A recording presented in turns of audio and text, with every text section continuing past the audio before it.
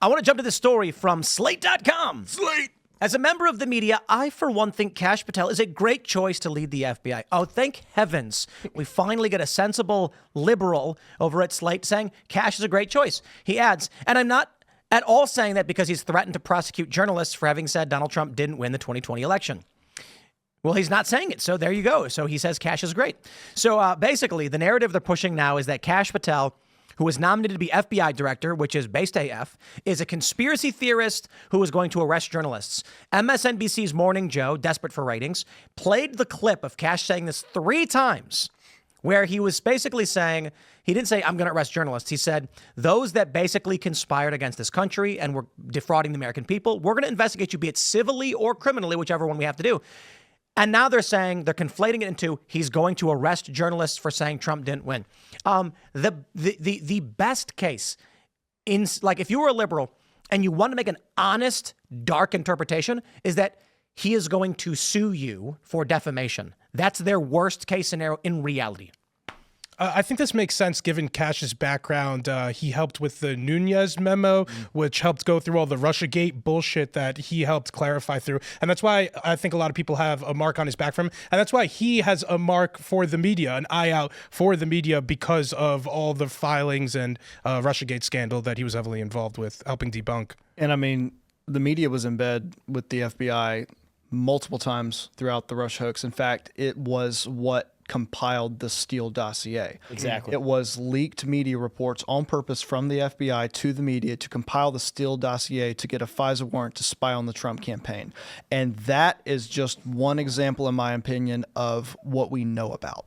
Like, I don't think they just came up with that. I think that that has probably been used in the past. And so when he's talking about holding these people accountable, that's what he's referring to. The fact that the media was used as a conduit to hijack our legal system to pursue a political opponent. That absolutely needs to be prosecuted. 100%. And I mean, even going as far back as Watergate. I mean, they wanted to get the president out to put in a moderate establishment candidate in as they put him in as vice president. And that's why they tried to get rid of him, because that guy was a freaking populist. And honestly, he's pretty based. To the fullest extent of the law. Like every single violation of the law, I want the DOJ to come down like a ton of bricks. And I don't care if it's a conservative or a Republican or a Democrat. If you've broken the law, I want the DOJ to annihilate you to the fullest extent of the law. Accountability and equality under the law. 100%. No more of this. This is what Kash brought up on this show. 2 Antifa lawyers giving up Molotov cocktails during riots in New York, and they wash away the charges and say, okay, we're gonna give you a sweetheart deal. And then you got J6ers, some who are still in solitary confinement without charge. Yep. So look, if you want to say the J6ers deserve to be in jail, my response is if they committed a crime, they should go to jail. Sure. And so should the liberals and the leftists who commit crimes. They should go to jail as well. And so when we got the 5, we call it M29. Remember M29, the insurrection in front of the White House where they forced the president into an emergency bunker, set fire to St. John's Church, and firebombed the White House grounds. Those people should be in jail. Equality under the law. We don't have that right now, and I hope Kash brings it.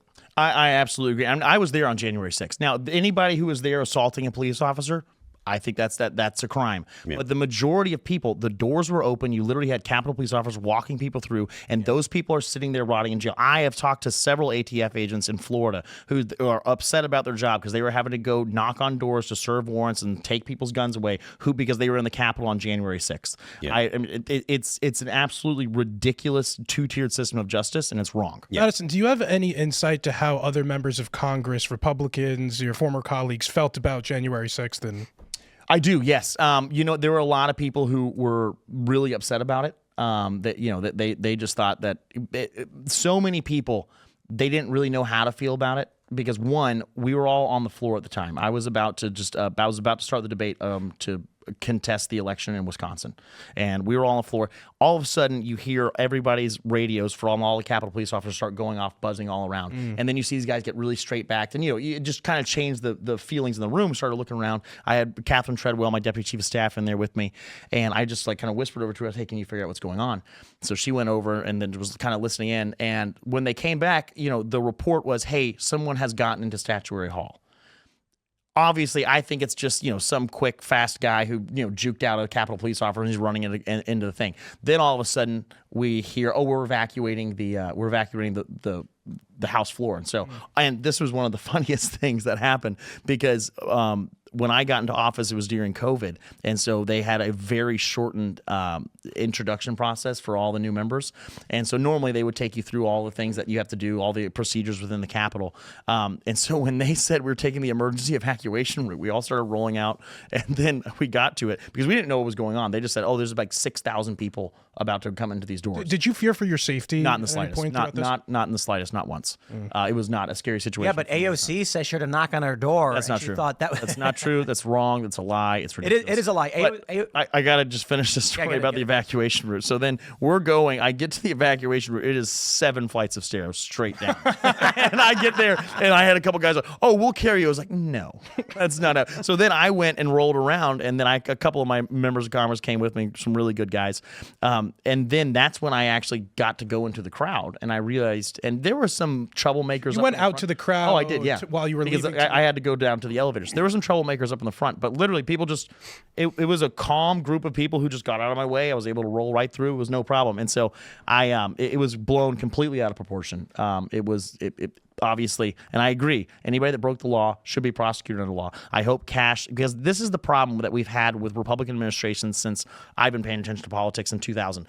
When Democrats do something wrong, we just say, we're going to be the bigger person and we're just going to move on from it and it's going to be okay. This has given them a license and an expectation that there are no consequences for their actions. And so I genuinely believe that, as you were saying, Phil, the hammer needs to come down of people being held accountable on both sides. I'm not saying it should just be on the left.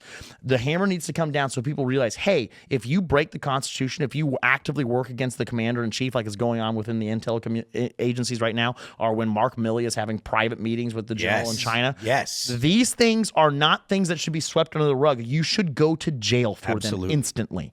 Did you see that Glenn Beck clip where he was talking to Kash Patel about the JFK assassination, and he was bringing up some of the widely accepted premises, and Kash is like, well, you're talking to someone who's seen the actual file. And that was very interesting. Badass. That was very interesting to me. And then I think Joe Rogan straight up asked Trump, why didn't you release it? And Trump's answer was that there were some people at the time who felt as if it wouldn't be in our best interest to release it. But if I get reelected, I will release the full file.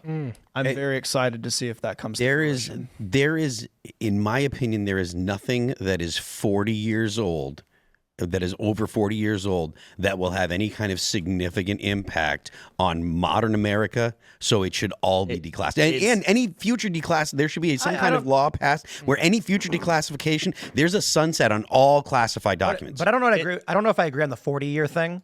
I agree on everything else, but I think it's going to have to be a case-by-case basis. There are probably documents pertaining to Iran that go back 40 years, which could have an impact.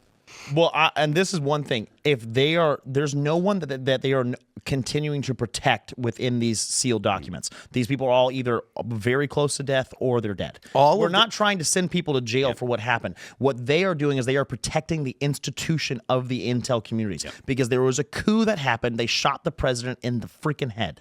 Absolutely. I wanted to provide an update on the confirmation, the votes for Kash Patel. The votes that would likely be holding it up is Susan Collins and Lisa Murkowski from 2 Democrats. Well, 2 moderate so-called Republicans. But the interesting thing here is that Susan Collins hasn't been a hard no. She says, I don't know Kash Patel. I'd heard his name, but I don't know his background, and I'm going to have to do a lot of work before reaching a decision on him. So it's not a no so far. Madison, I wanted to ask you, what do you make of the picks so far, and Susan Collins seeming to be open to confirming something? But like, well, that is really good news. I know Susan Collins, Lisa Murkowski are probably the most ardent and flaky people for our confirmation hearings that we're going to go through. There's some sensible Democrats who I think are in swing states who actually could be kind of, and I say sensible Democrats in jest, but who are in swing states where they realize, man, Trump gained a lot of ground in this state. I have an election coming up in the midterms. I think those people could actually be persuaded to vote for the majority of the picks, probably not the most hard right ones. But when you start looking at what Lisa Murkowski and Lisa are, and Senator Collins are doing, my entire thought process on that is, one, there is a political mandate that's been given. Give Donald Trump the cabinet he needs to be able to execute it.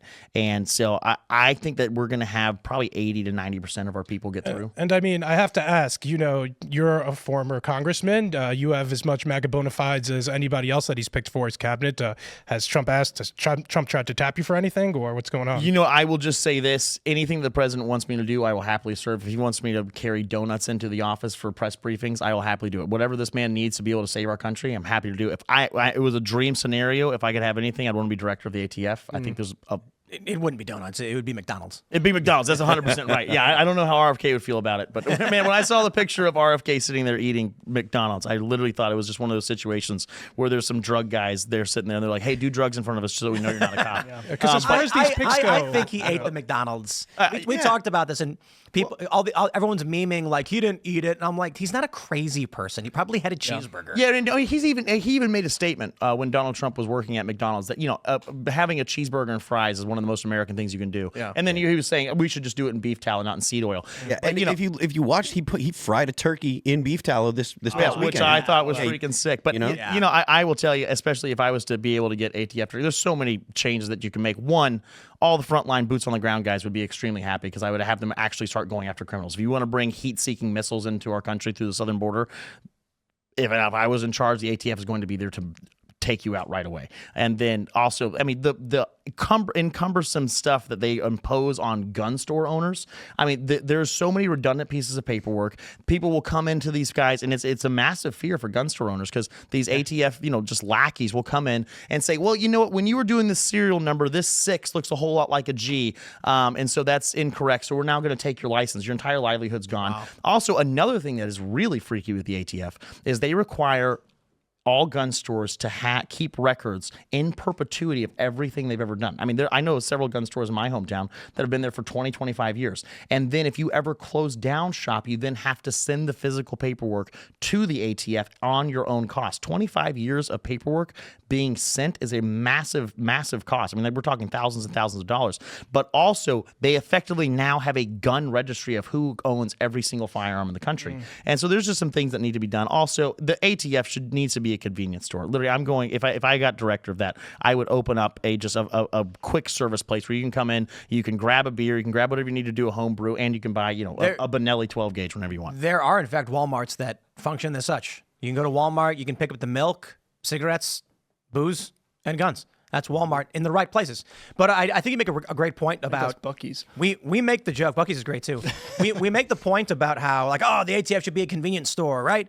Well, in all seriousness, though, the ATF should be stopping terrorists on the border who are trying to bring in explosives and dangerous weapons and not bothering some small business in Tennessee or something. Not peaceable gun owners. I mean, my biggest problem with the ATF is they are focusing on, political rivals. They're knocking on doors of January 6ers. They're doing things like this. But at the end of the day, there are actual crimes that do need to be investigated. If we've got Venezuelan gangs taking over buildings and they have hand grenades, I've got a problem with just random people having hand grenades in the country they can just throw into a store. That's the kind of stuff we want to be hunting.